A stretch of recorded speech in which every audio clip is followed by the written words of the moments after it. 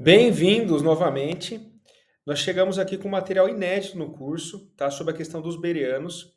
Essa linha de argumentação que nós vamos apresentar, vocês dificilmente vão encontrar na internet, tá? Ou mesmo até em apologistas, de uma maneira tão sistematizada e clara. Essa passagem dos bereanos é uma passagem que muitos protestantes utilizam para apoiar o solo escritura na Bíblia, e os católicos têm dificuldade, em geral, de demonstrar por que isso não apoia o solo escritura, não prova o solo escritura. O que nós vamos demonstrar aqui é uma linha de discussão bem direta e objetiva. Tá? Nós vamos precisar ver um pouco o contexto da passagem, mas eu tenho certeza que ao final da aula vocês vão entender claramente que é impossível que eles tenham defendido solo escritura aqui. Então a passagem é essa, né? Que eles citam Atos 17 e 11. Ora, estes, que são os bereanos, foram mais nobres do que os que estavam em Tessalônica, porque de bom grado receberam a palavra, examinando cada dia nas escrituras se essas coisas eram assim, tá bom? Então, eu vou colocar aqui um pastor Então, quando falando. estes homens ouvem a Paulo, eles recebem a palavra com vontade, mas espera aí, vamos conferir. Vamos conferir se as coisas são de fato assim. E nisso você vê a seriedade com que os bereanos estão tratando a palavra. Eles examinam as escrituras, eles conferem a pregação de Paulo. Então, quando estes homens ouvem a Paulo, Então, voltando, né? Ele está chamando a atenção para a parte final do versículo, examinando cada dia nas escrituras se essas coisas eram assim, tá? Nós vamos, ao final, falar mais sobre esse ponto. Primeiro, eu quero começar com o contexto, porque a gente vai ver a passagem parte a parte. Ela começa dizendo que os bereanos foram mais nobres do que os que estavam em Tessalônica. Então a gente tem que entender tudo aos poucos, né? Então, qual que é o contexto entre Tessalonicenses e bereanos? E o que aconteceu em Tessalônica? Então, no começo do capítulo 17, né? Aqui é versículo 2 e 3, tá? Eu coloquei só o 3. Perdão, aqui é versículo 1 a 3, tá? E passando por Anfípolis e Apolônia, chegaram a Tessalônica, tinha uma sinagoga de judeus, e Paulo foi ter com eles. Por 3 sábados disputou sobre as escrituras, expondo e demonstrando que convinha que o Cristo padecesse e ressuscitasse dentre os mortos. E esse Jesus que vos anuncio, dizia ele, é o Cristo. Tá? Então, Paulo ele estava tentando demonstrar para os bereanos que o Cristo que ele tinha por fé, né, Jesus, já estava anunciado no Antigo Testamento, tá bom? O resultado disso é que ele converte alguns judeus, mas alguns judeus tessalonicenses expulsam Paulo e Silas dali, tá? E aí, gente, será que isso aí realmente prova só a escritura, a passagem dos bereanos? Então, os tessalonicenses, alguns creem, mas não todos, né? A maioria não crê, expulsa.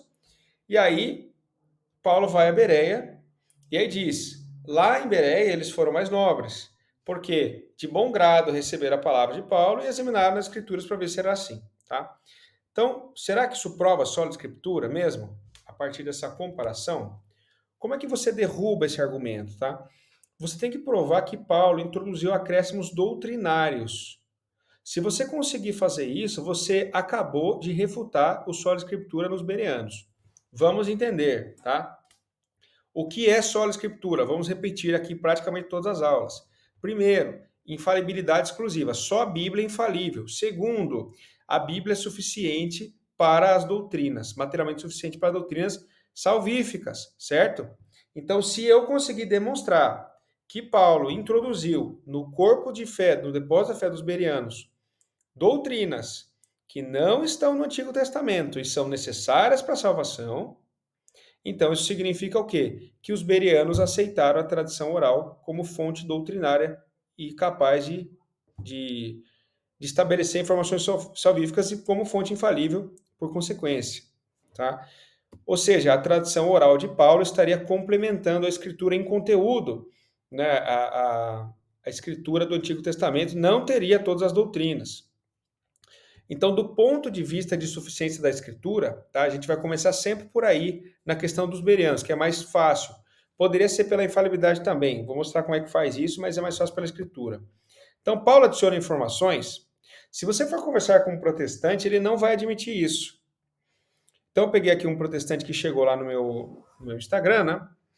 Então ele, na primeira passagem, aqui em cima, ele fala, os bereanos foram católicos, tal, tal, tal, tal, ele reclama, né? Aí eu perguntei, você concorda que Paulo trouxe adições doutrinárias ao conhecimento dos bereanos? Esse é um rapaz mais estudado, ele sabe que se ele disser que sim, ele vai cair em contradição, ele vai perder o debate, tá? Aí ele fala o seguinte, ó, não, eu não concordo que Paulo adicionou doutrina. Gente, esse é o ponto, tá? Você tem que forçar o protestante a aceitar que Paulo adicionou coisas, doutrinas orais, oralmente, que não estão no Antigo Testamento.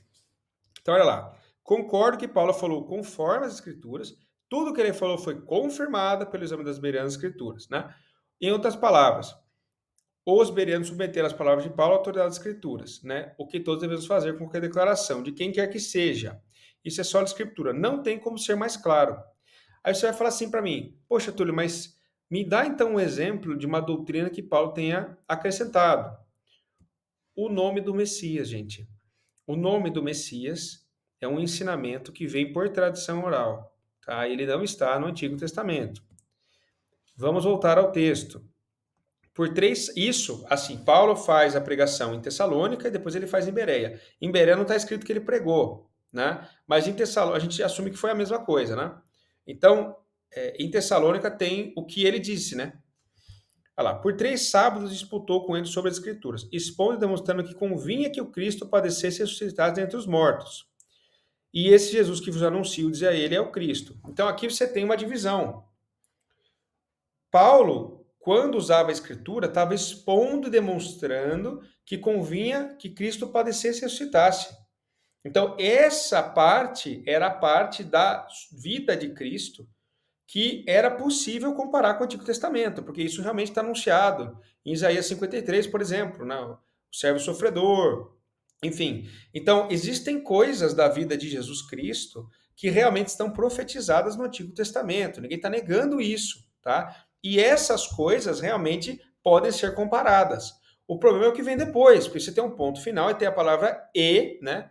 A conjunção coordenada de adição. Ele vai adicionar uma informação. E este Jesus que vos anuncio é o Cristo. Olha aí, este Jesus. Agora, o nome do Messias, Jesus, não está no Antigo Testamento. Inclusive, nem mesmo Paulo soube do nome do Messias como Jesus lendo Bíblia. Olha como que ele descobriu que o nome do Messias era Jesus. No caminho para Damasco, uma revelação. Caindo por terra, uma voz dizia, Saulo, Saulo, por que me persegues? Passagem conhecidíssima, né? Quem sou eu? Quem é, Senhor? E disse, Senhor, eu sou Jesus, a quem tu persegues. Então, Paulo tomou o conhecimento do nome do Messias por uma revelação particular. Não foi lendo Bíblia, tá? Ele não leu lá o Antigo Testamento e, olha, Messias tem que se chamar Jesus. Inclusive, as escrituras, por algum lado, até atrapalham essa conclusão. Se você olhar, por exemplo... Aliás, vou fazer mais um exemplo. Maria, por exemplo, quando foi a anunciação do anjo Gabriel, o anjo Gabriel mandou pôr o nome de Jesus. Isso é uma revelação do céu, diretamente para Maria. Tá? Isso não é que Maria estava lendo a escritura e chegou à conclusão que ela tinha que botar o nome de Jesus no filho dela. Né? Como eu estava dizendo, o nome do Messias Jesus não está no Antigo Testamento e Isaías 7,14, por exemplo, quando anuncia, fala, a virgem ficará grávida e dará à luz um filho. O chamará Emanuel, Deus conosco. Então, não só não diz o nome de Jesus, como dá até outro nome. Né? Aí, algumas pessoas vão falar assim, mas Jesus, Yeshua, quer dizer Deus salva, né? E aí a gente poderia deduzir do Antigo Testamento que o nome do Messias poderia ser esse, ou seja, ele está implicitamente contido lá. Né? Essa poderia ser uma objeção que os protestantes fizessem. E aí Paulo não teria adicionado nada. Né? Na verdade, não, porque a gente já viu que diz expressamente se chamar Emanuel, né? E Isaías 9 dá mais nomes ainda. Ó. Um menino nasceu, um filho se nos deu, um principado está sobre seus ombros e se chamará o seu nome. Maravilhoso, conselheiro, Deus forte, Pai da eternidade e príncipe da paz. Nenhum desses aqui coloca Deus salva. Poderia ser Deus forte, por exemplo. Quem vai saber? Certo? Então, não há Olha, eu estou dando aqui 6 nomes possíveis para o Messias, por exemplo, né? Eu sei que não são nomes no sentido de nomes próprios, tá? Que são funções, na verdade, do Messias, né? São nomes messiânicos no sentido de papéis a se cumprir, tá? Porém, não muda que o nome próprio do Messias não está no Antigo Testamento. Tudo bem? Isso aí é por revelação. Paulo soube por revelação e Maria pela revelação do anjo. Ninguém soube disso lendo Bíblia, tá? Então, as Escrituras propõem diversos outros nomes para o Messias e nenhum deles é Jesus.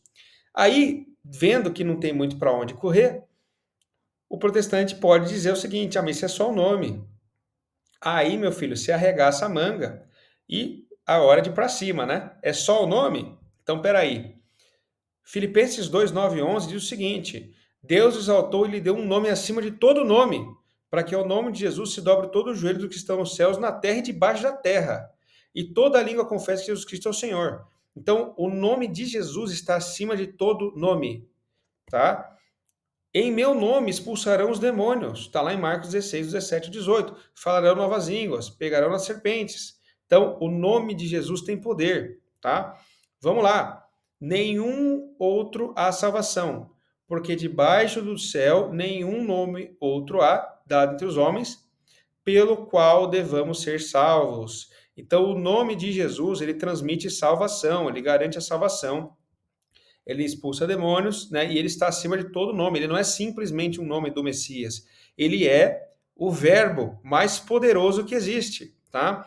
Vamos ver 1 Coríntios 6, 11, olha lá. Haveis sido justificados em nome do Senhor Jesus, certo? Então, como é que você vai fazer tudo isso se você não sabe o nome dele? Se você não sabe que o Messias se chama Jesus, que é Jesus de Nazaré? Esta informação que o Messias se chama Jesus foi só por tradição oral de Paulo, tá? Então, o nome de Jesus contém em si mesmo todo o poder para a salvação. Como está lá em Atos 2:21, todo aquele que invocar o nome do Senhor será salvo. Só que você precisa saber o nome do Senhor, né, meu filho? Como é que você vai saber? Lendo o Antigo Testamento? Não, aceitando a tradição oral de Paulo, né? Como que os tessalonicenses e os bereanos conheceram o nome acima de todo nome? Foi lendo Escritura? Não, foi por tradição oral paulina, tá? Apostólica. Então aqui, as Escrituras dos bereanos são insuficientes para estabelecer o nome do Messias. E a tradição oral de Paulo é o complemento que chega para completar ali o depósito da fé, tá? Ou seja, os bereanos não estão aceitando a suficiência material da escritura, porque eles estão aceitando que a tradição oral pode implementar novos ensinamentos salvíficos, aqui no caso o próprio nome do Messias, que é uma das coisas mais importantes que tem, né? E eles também, eu vou mostrar depois, não estão encarando a escritura como a única fonte infalível, tá? Porque nós vamos ver depois que a pregação oral de Paulo também foi aceita como infalível. Eu sei que você deve estar pensando assim, mas eles só aceitaram isso depois de comparar com a Escritura. Ora, meu filho, é impossível comparar o nome de Jesus com a Escritura. Isso você tem que aceitar por revelação. Não tem versículo que você possa usar para provar que o nome do Messias era Jesus. Até como eu mostrei, pode até te confundir, né? Fala sobre Emanuel, Deus forte, conselheiro, príncipe da paz. Quer dizer, não há uma linha de argumentação direta que você chegue nesse nome, tá? Uma outra adição doutrinária é a data, tudo bem? Então, quando Paulo vem e fala este Jesus, quando ele fala a palavra este, ele está posicionando o Messias no momento histórico. Olha como é profunda a declaração de Paulo, né? Na palavra este, ele está dizendo o seguinte, ó, o Messias já veio, tá? O Messias já veio e nós saímos do tempo da profecia e estamos no tempo da graça. Agora, isso aqui não está no Antigo Testamento. Quando aconteceria? Isso também é outra informação que vem por tradição oral de Paulo, né? Então, Paulo entregou nessas 3 palavras. Quando ele fala, e este Jesus, né? Ele já disse o nome do Messias e disse quando aconteceu. Coisa que as duas coisas não estão no Antigo Testamento. Algumas pessoas tentam dizer da profecia das 70 semanas e tal, mas isso é complicadíssimo, porque a profecia das 70 semanas, ela não ensina muito bem qual é o método de cálculo, até alguns estudiosos divergem sobre quando que você ia começar a fazer esse cálculo, quanto vale cada semana. Então, assim, é muito complicado, você adivinhar, assim, você dizer que os bereanos poderiam adivinhar que o Messias já tinha vindo, sem precisar de Paulo, só lendo o Antigo Testamento, tá? Isso aí é muito... Eu acho que não acho que um protestante iria por aí, né? Por essa linha de argumentação, é bem forçado. Mas fica aí, então, 2 acréscimos doutrinários de Paulo, no mínimo, tá? No mínimo, porque eu estou só pegando este Jesus. Claro que ele pregou muito mais coisas que não estão no Antigo Testamento, mas o nome do Messias seguramente não está, e a data que ele viria seguramente não está, né? Então, suficiência da Escritura para os bereanos? Não, né? Não porque aceitaram doutrinas orais, por vias exclusivamente orais. Agora vamos ver a infalibilidade, tá? O solo escritura, vocês sabem, tem que ter infalibilidade exclusiva, certo? E quantas fontes infalíveis os bereanos aceitaram, tá?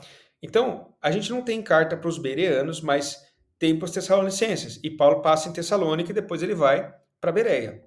Em Tessalônica, algumas pessoas se converteram. E olha o que ele diz para os que se converteram na primeira aos tessalonicenses. Vós fostes feitos imitadores do Senhor, recebendo a palavra em tribulação, com gozo do Espírito Santo. De maneira que fostes exemplos para todos os fiéis na Macedônia e na Acaia. Por que isso é importante, gente? Paulo está dizendo que os tessalonicenses que se converteram ali primeiro, antes dos bereanos, foram exemplo para todos os fiéis da Macedônia. Ora, Bereia está na Macedônia também. Então, todos os elogios que ele faz aqui aos tessalonicenses também se estendem, por consequência lógica, aos bereanos, tá? Porque nós não temos carta para os bereanos. Mas aos tessalonicenses que se converteram, não os que expulsaram. Paulo diz, tendo vós recebido a palavra que de nós ouvistes, que é de Deus, acolhestes não como palavra de homens, e sim, em verdade, como em verdade é a palavra de Deus, a qual com efeito está operando eficazmente em vós que credes, os que credes, né?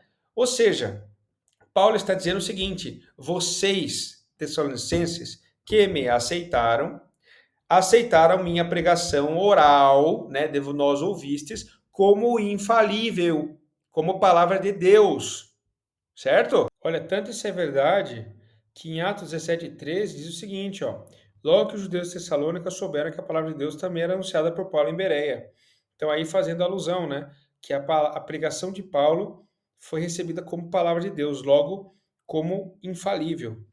Então, quantas fontes foram bases doutrinárias infalíveis? Será que os tessalonicenses que creram e os bereanos, né? Eles foram só a escritura mesmo? Ou eles foram, na verdade, uma junção de escritura com tradição oral, na qual a tradição oral também tem infalibilidade, também é palavra de Deus. E a tradição oral também complementa a escritura com doutrinas ou ensinamentos que não estão na escritura, como o nome de Cristo, como a data que aconteceria, né? Há uma infalibilidade exclusiva da escritura aqui? Resposta não, porque se a pregação oral paulina é palavra de Deus, foi assim reconhecida, foi reconhecida como infalível. Caiu a infalibilidade exclusiva da Escritura. E, por outro lado, se ele adiciona doutrinas, caiu a suficiência. Então aqui acabou. Atos 17:11 não prova só a Escritura de maneira nenhuma. Pode sentar e dar risada. Agora eu sei que é o seguinte, você vai falar, tá, mas tem as objeções. E onde que o protestante vai pegar a gente aqui, né? Vai tentar resolver a questão. Ele vai querer falar que a pregação de Paulo foi comparada com a Escritura. Então agora nós vamos para a aula 2, a próxima aula das objeções. E, resumindo, né, como é que eu faço essa abordagem numa conversa do dia a dia, né? Ele vai falar assim, tá vendo? Os bereanos foram só a Escritura, não sei o que. Você fala assim, olha, seria impossível eles serem só a Escritura, porque o nome do Messias, por exemplo, não está no Antigo Testamento. Isso foi entregue por tradição oral e eles aceitaram. Portanto, os bereanos não entendiam que somente a Escritura poderia estabelecer os ensinamentos da salvação, né? Sabendo que o nome de Jesus salva. E segundo, a gente vê na carta aos Tessalonicenses que o pessoal da Macedônia, né, no qual se inclui a Bereia, acolheram a palavra de Paulo como palavra de Deus. Portanto, eles também entendiam que a tradição oral poderia carregar infalibilidade doutrinária e não que a infalibilidade estava restrita somente ao texto. Tá? Então, isso não prova só a Escritura. Pronto. Aqui está o resumo do resumo. E aí vem as objeções que nós vamos passar para a próxima aula. Espero que tenha gostado. Deus abençoe vocês.